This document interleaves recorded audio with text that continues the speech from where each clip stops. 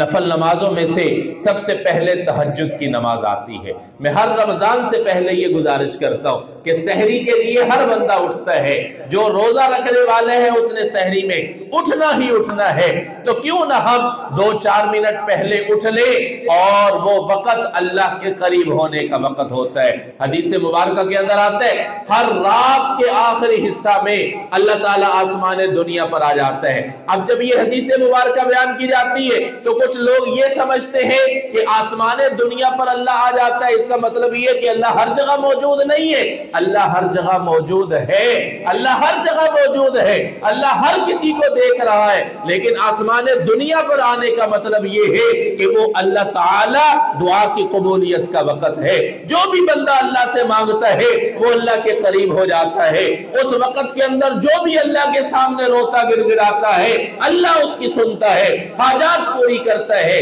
بیماریوں کو دور کرتا ہے، اللہ رزق دیتا ہے، اللہ حالات بدل دیتا ہے، اللہ جھولیاں بھر دیتا ہے، اللہ بیماریاں ختم کر دیتا ہے، اللہ انسان کے مشکل دنوں کو ختم کر دیتا ہے، اللہ اس سے راضی ہو جاتا ہے جو تہجد کی نماز پڑھتا ہے اور اللہ کو مناتا ہے۔ قرآن مجید کے اندر ایک نہیں سینکڑوں کے قریب آیات ہیں،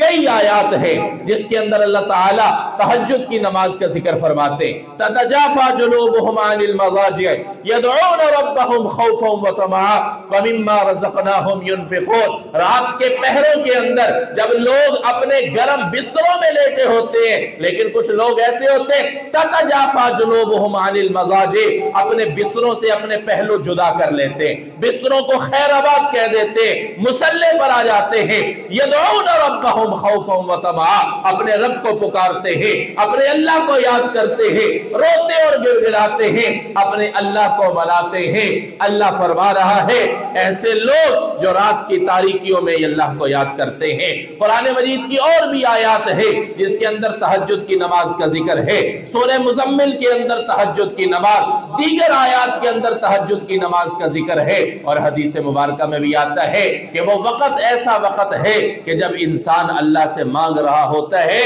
اللہ اپنے بندے کی تمام دعاؤں کو قبول فرماتا ہے۔ تو میرے بھائی تیسری گزارش یہ کر رہا ہوں کہ نفل نمازوں کا اہتمام کیجئے گا، تہجد کو نہیں چھوڑیے گا۔ پتہ نہیں عام حالات کے اندر کسی کو اس وقت کے اندر اٹھنا نصیب ہوتا ہے یا نہیں ہوتا۔ یہ رمضان کی برکت ہے کہ ہمیں فجر سے پہلے، اذان سے پہلے، سحری سے پہلے اٹھنے کی توفیق مل رہی ہے، تو کیوں نہ ہم اس وقت کو قیمتی بنائیں۔ اگر سارا